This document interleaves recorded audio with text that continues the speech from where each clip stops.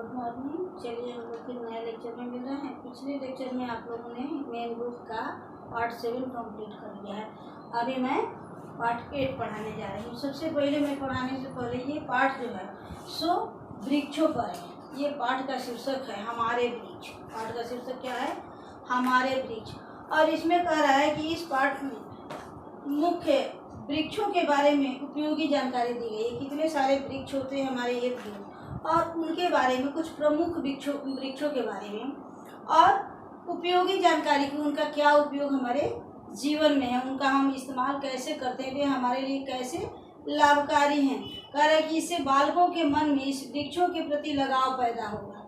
हम लोग जो आजकल लगातार वृक्षों की कटाई करते जा रहे हैं, वृक्षों को कई तरह से हम इस्तेमाल करते हैं और इनके काटने से हमें हानि भी होती है, क्योंकि ये पर्यावरण के संतुलन में इनका अहम योगदान है। अगर हम ऑक्सीजन सांस में लेते हैं तो ये ऑक्सीजन हमें ये वृक्ष ही देते हैं। तो कह रहा है कि अगर हम इस पाठ को पढ़ेंगे और वृक्षों से होने वाले लाभ को देखेंगे तो इनके प्रति हमारे मन में लगाव होगा। हम कैसे इन वृक्षों की रक्षा करेंगे, भावना जगेगी। कह रहा है कि वे इन वृक्षों के रोपण एवं संरक्षण में रुचि लेंगे। अगर हम जानेंगे इनके बारे में तो इनको हम कैसे संरक्षित करें, कैसे इसको हम लगाएं, इसके बारे में हमें रुचि पैदा होगी।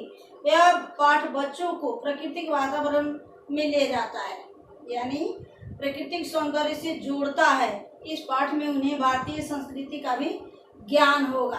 तो ये पाठ मुख्यतः हमें वृक्षों से जोड़ने के लिए, वृक्षों के प्रति जानकारी हासिल करने के लिए पढ़ाया जा रहा है। तो चलिए सबसे पहले हम पाठ शुरू करने से पहले इसका शब्दार्थ हम लिखवाते हैं। ये पाठ बहुत बड़ा है और शब्दार्थ भी इसमें ढेर सारा है। तो सबसे पहले हम इसका शब्दार्थ लिखेंगे।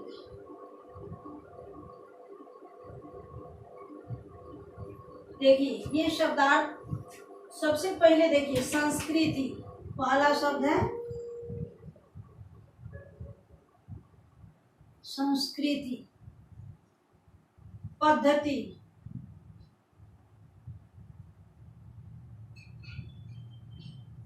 बहुउपयोगी,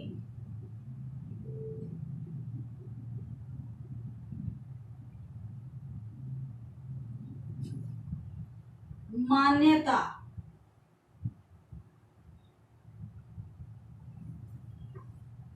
कथित,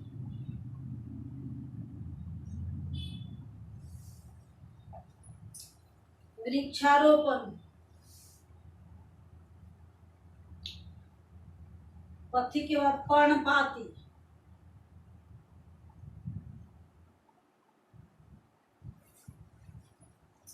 वृक्षारोपण,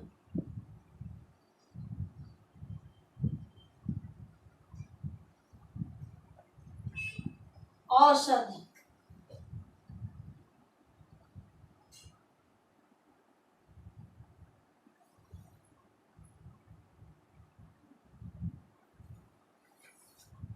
उसके बाद है कालांतर,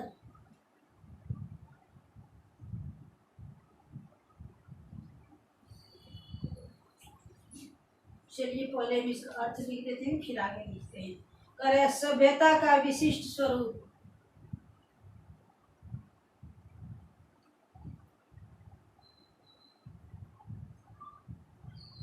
सभ्यता का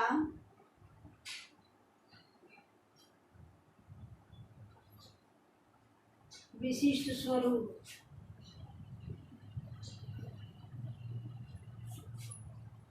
पद्धति का है ढंग,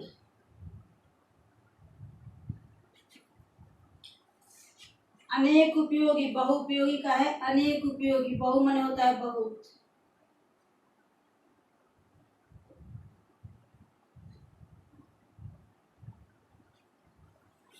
उसके बाद मान्यता, माना जाना,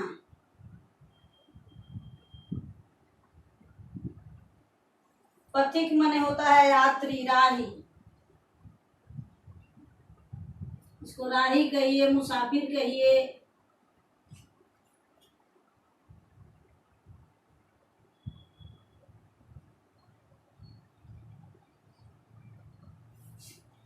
पर्णपाती, पत्ता गिरने वाला,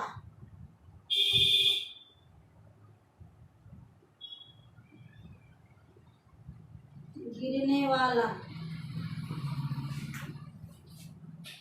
औषध कहते हैं दवा को, औषधि माने होता है दवा।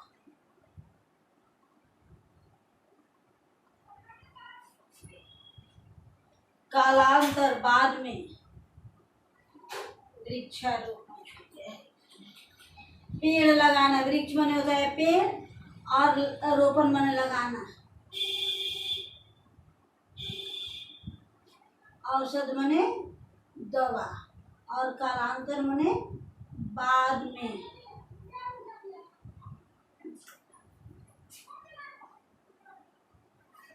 अब चलिए, करे विद्यमान। विद्यमान दो तरह से लिख सकते हैं।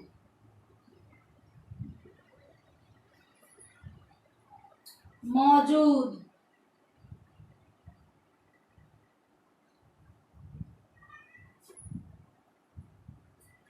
दर्द निवारक,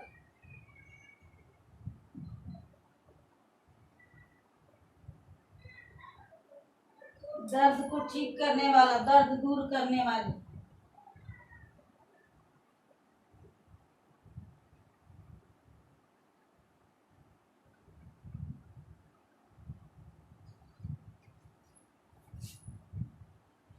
उसके बाद कह रहा है प्रजाति।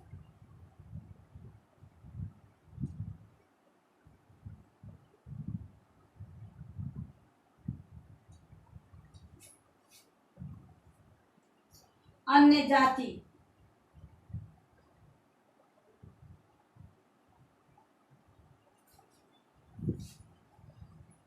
उर्वरा,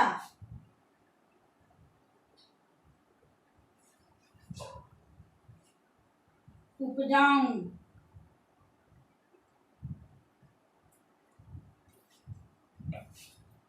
परंपरा,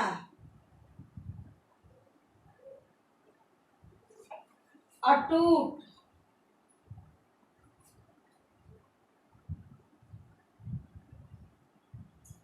और इसका क्रम भी दिया है।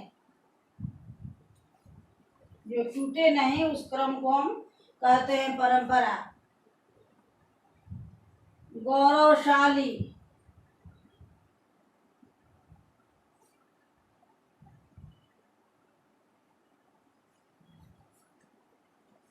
सम्मानित,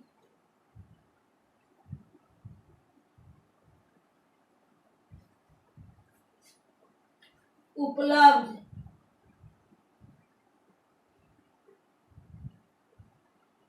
उपलब्ध क्या होता है? प्राप्त।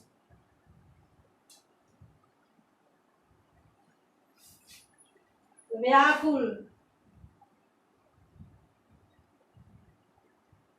बेचैन,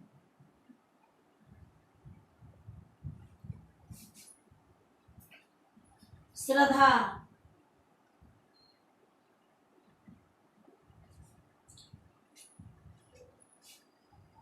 भक्तिमय,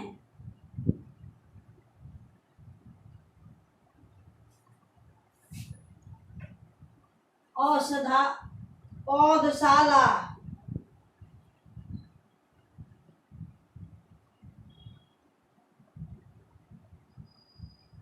जहाँ पौधों को उगाया जाए।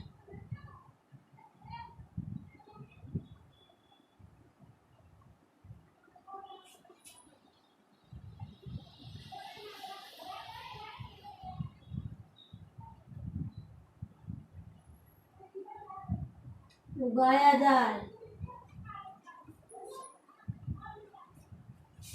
इधर वाला आप लोग नोट कीजिए, इधर वाला मिटा रहे हैं, भर गया है वो। इसको आप लोग पॉज कर करके नोट करते जाइएगा। अगर बुक है तो कोई दिक्कत नहीं है, नहीं है तो इसको पॉज करके रोक करके वीडियो को और इसको अपनी कॉपी में नोट करेंगे।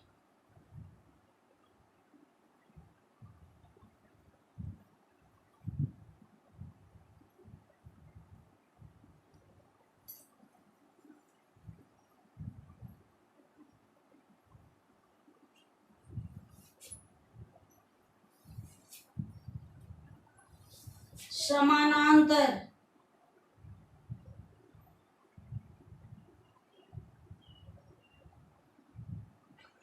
समानांतर बराबर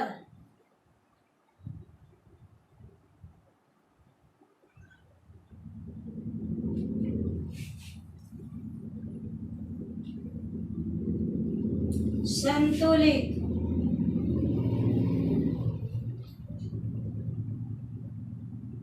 संतुलित बराबर मात्रा में होना,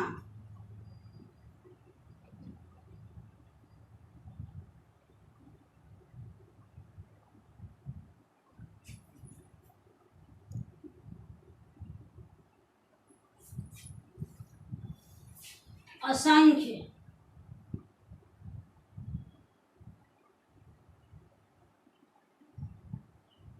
अनगिनत न गिनने लायक या अनगिनत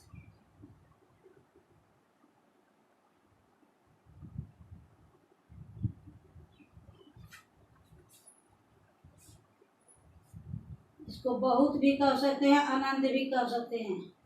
जो असंख्य हो, जिसकी संख्या हमें पता न हो। प्रविष्ट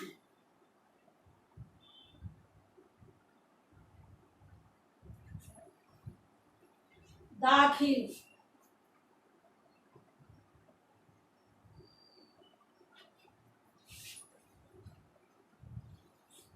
मधुमेह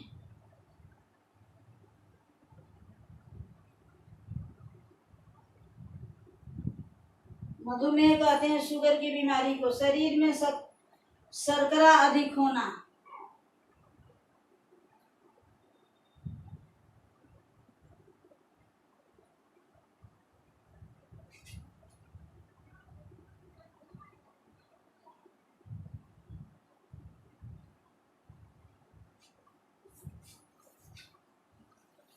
दीर्घजीवी दीर्घजीवी कहते हैं अधिक दिन जीने वाले को। जीवन जिसका लंबा हो उसको कहते हैं दीर्घजीवी, लंबी आयु वाला।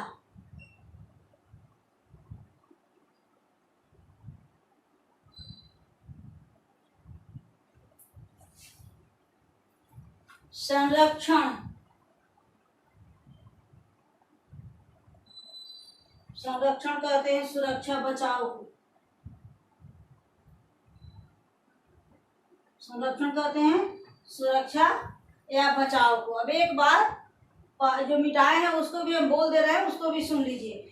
सबसे पहले है संस्कृति, सभ्यता का विशिष्ट स्वरूप, पद्धति, ढंग, बहुउपयोगी, अनेक उपयोगी वाला, अनेक उपयोगी वाला, यानी जिसको हम बहुत तरह से उपयोग करें उसे हम बहुउपयोगी कहते हैं। उसके बाद है मान्यता, माना जाना, पथिक, यात्री, मुसाफिर, राही, पर्णपाती, पत्ता गिरने वाला, वृक्षारोपण, पेड़ लगाना, औषध, दवा, औषधि माने होता है दवा, औषध माने भी दवा, कालांतर, बाद में, विद्यमान, मौजूद, दर्द विनाशक, दर्द निवारक, दर्द ठीक करने वाला, प्रजाति, अन्य जाति, उर्वरा, उपजाऊ, परंपरा, अटूट, गौरवशाली, सम्मानित। देखिए यहाँ है गौरवशाली, गौरवशाली माने सम्मानित, उपलब्ध, प्राप्त, व्याकुल, बेचैन, श्रद्धा, भक्तिमय, पौधशाला, जहाँ पौधों को उगाया जाए, समानांतर, बराबर, संतुलित, बराबर मात्रा में होना, जितना हमको चाहिए उतना मिले उसे हम संतुलित कहते हैं या संतुलन कहते हैं। असंख्य, न गिनने लायक, बहुत, अनगिनत, इसको अनगिनत भी आप बोल सकते हैं। प्रविष्ट, दाखिल, मधुमेह, शरीर में शर्करा अधिक होना, जिसको हम लोग शुगर की बीमारी कहते हैं, डायबिटीज कहते हैं। और फिर कह रहे हैं दीर्घजीवी, लंबी आयु वाला, और संरक्षण, बचाव। तो ये हमारा हो गया शब्दार्थ। अब हम लोग पाठ शुरू करेंगे।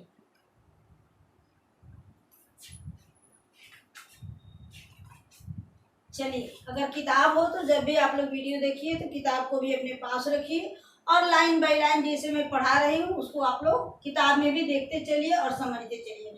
कह रहे हैं कि हमारे जीवन में वृक्षों का बहुत महत्व है, अब वृक्षों का क्यों महत्व है ये भी हमें जानना है, क्योंकि हम जो अपनी प्राणवायु सांस लेते हैं, जो हवा लेते हैं, जिसकी बदौलत हम लोग जीवित हैं, वो हमें वृक्षों के माध्यम से ही प्राप्त होता है। अगर वृक्ष ना रहे तो मनुष्य भी नहीं रहेगा। हम लोग एक दूसरे पर निर्भर है।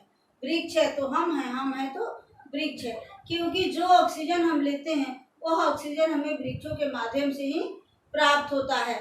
हम लोग छोड़ते हैं कार्बन डाइऑक्साइड और लेते हैं ऑक्सीजन, और वृक्ष जो है सो कार्बन डाइऑक्साइड लेता है और ऑक्सीजन छोड़ता है। तो हम जो दूषित करके बाहर निकालते हैं उसे पेड़ ग्रहण करता है, और पेड़ जो छोड़ता है उसे हम ग्रहण करते हैं। तो इसीलिए हम दोनों एक दूसरे के लिए पूरक हैं, हम दोनों एक दूसरे के लिए आवश्यक हैं। तो यहाँ करेगा हमारे जीवन में वृक्षों का बहुत महत्व है। स्वस्थ जीवन के लिए वृक्ष आवश्यक है। अगर हमें ऑक्सीजन ना मिले तो हम तुरंत के तुरंत बीमार पड़ जाएंगे, तुरंत हमारा प्राण निकल जाएगा। भारतीय संस्कृति में वृक्षों की पूजा करने की परंपरा रही है। हिंदू धर्म में, भारतीय संस्कृति में हम लोग वृक्षों को भी पूजते हैं। जैसे आप लोग देखते हैं पीपल के वृक्ष में हम लोग पूजा करते हैं, नीम का पूजा करते हैं, तुलसी का पूजा करते हैं, तो सौमे का पूजा करते हैं। तो हम लोग वृक्षों को भगवान भी मानते हैं। हम लोग मानते हैं कि वृक्षों में भगवान का वास होता है। वृक्षों से वातावरण प्रदूषण मुक्त रहता है। हमारे वातावरण में, हमारे पर्यावरण में जो भी दूषित हवाएं हैं, ऑक्सीजन आकर के उन्हें शुद्ध करती है, और जो दूषित हवाएं उसे पेड़ जो है सो ग्रहण कर लेते हैं। तो यहाँ हम कुछ उपयोगी वृक्षों के बारे में जानकारी प्राप्त करेंगे। वृक्ष तो बहुत सारे हैं, अगर लिखा जाए, पढ़ा जाए तो बहुत सारी किताबें हो जाएगी कि सिर्फ वृक्ष पर ही। तो इसीलिए यहाँ कुछ प्रमुख वृक्षों के बारे में आपको बताया जा रहा है। अब सबसे पहले नंबर में, एक नंबर में नीम है, क्योंकि नीम को हम औषधीय वृक्ष भी कहते हैं। नीम से बहुत सारी बीमारियों का इलाज किया जाता है। तो नीम अन्य वृक्षों की तरह उगने वाली एक साधारण वृक्ष नहीं है, यह विशेष है, अपने आप में विशेष है। यह एक साधारण वृक्ष नहीं है। भारतीय संस्कृति में इन वृक्षों को विशेष स्थान प्राप्त है। जितने भी आयुर्वेदिक दवा हम खाते हैं ये सारे पेड़ पौधों से ही बनाए जाते हैं। तो कह रहा है कि भारतीय संस्कृति में इस वृक्ष को विशेष स्थान प्राप्त है। इसे साधारण वृक्ष नहीं, इसे विशिष्ट वृक्ष के रूप में जगह दिया गया है, स्थान दिया गया है। भारतीय चिकित्सा पद्धति आयुर्वेद से लेकर लोक साहित्य तक में नीम की गौरवशाली पहचान रही है।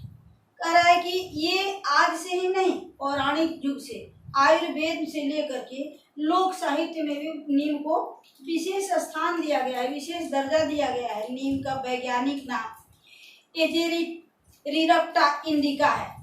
इसका वैज्ञानिक नाम क्या है? एजेरिरक्टा इंडिका।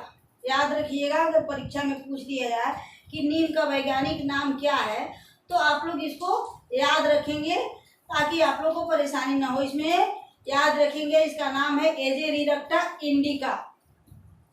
नीम को गुजराती में लोमड़ी, बांग्ला में नीम गाछ तथा दक्षिण भाषाओं में वेप के नाम से जाना जाता है। हर भाषा में अलग अलग इसका नामकरण किया गया है।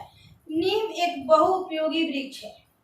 आप लोगों को बहुउपयोगी शब्द मिला, यानी नीम एक ऐसा वृक्ष है जिसको बहुत प्रकार से, कई प्रकार से हम इस्तेमाल करते हैं, कई प्रकार से इसका उपयोग किया जाता है। इसके पत्ते, फल, फूल, गोंद, छाल, तना, लकड़ी, जड़ आदि सभी भाग उपयोगी होते हैं। यानी नीम के पत्ता से लेके, छाल से लेके और इसका जो फल होता है, सारे के सारे औषधि के रूप में इस्तेमाल किए जाते हैं। विशेषतः आयुर्वेदिक औषधियों में इसका विशेष प्रयोग होता है। पहले ही हम बताए कि आयुर्वेद में दवा बनाने के लिए नीम का प्रयोग विशेष रूप से किया जाता है। नीम का फल निम्बोली, नीम के फल को निबोली कहा जाता है। नीम के फल को क्या कहा जाता है? निबोली। वर्षा के प्रारंभ होते ही पककर नीचे गिरने लगता है। जब वर्षा ऋतु प्रारंभ होती है तो नीम के फल जो है सो पक करके जमीन पर गिरने लगते हैं। इन्हें एकत्रित करके सुखा लिया जाता है। लगभग 1 किलोग्राम में 300 सूखे बीज होते हैं, यानी 300 सूखे बीज 1 किलो में होते हैं।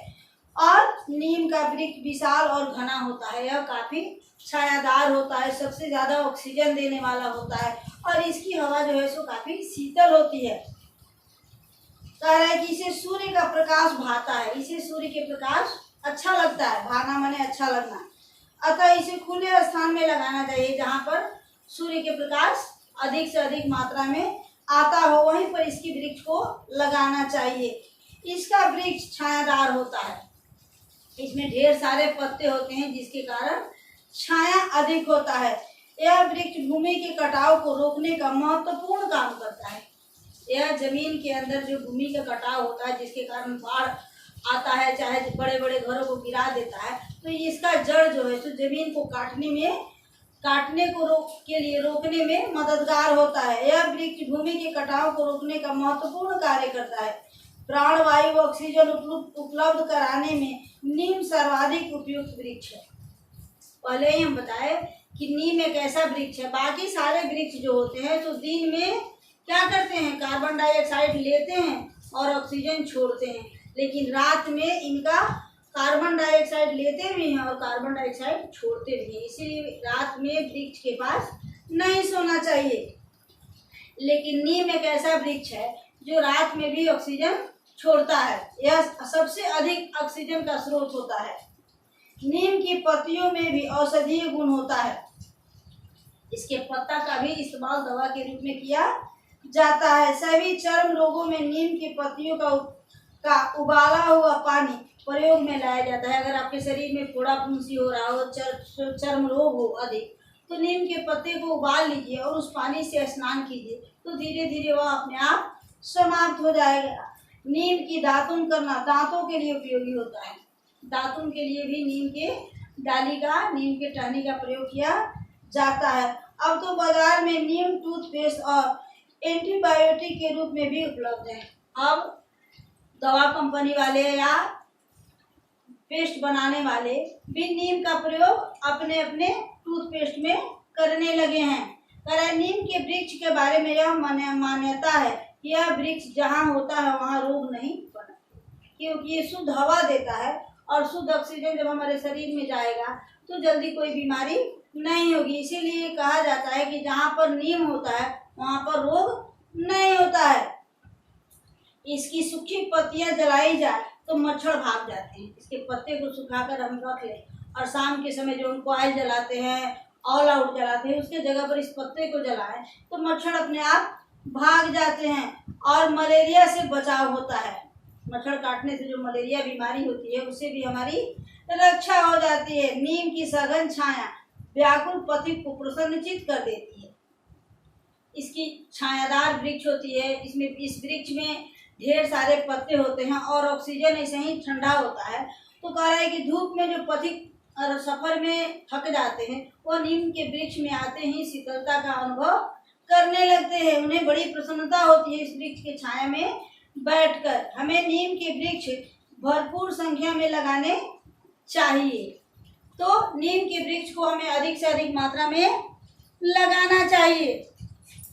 चलिए हम लोग फिर अगले लेक्चर में मिलेंगे। ये पार्ट बहुत बड़ा है। नीम हम लोग समाप्त कर लिए। अगले में इसी में पीपल के बारे में दिया गया है। अगले लेक्चर में आप लोग पीपल के बारे में पढ़िएगा। तब तक स्वस्थ रहें, सुरक्षित रहें।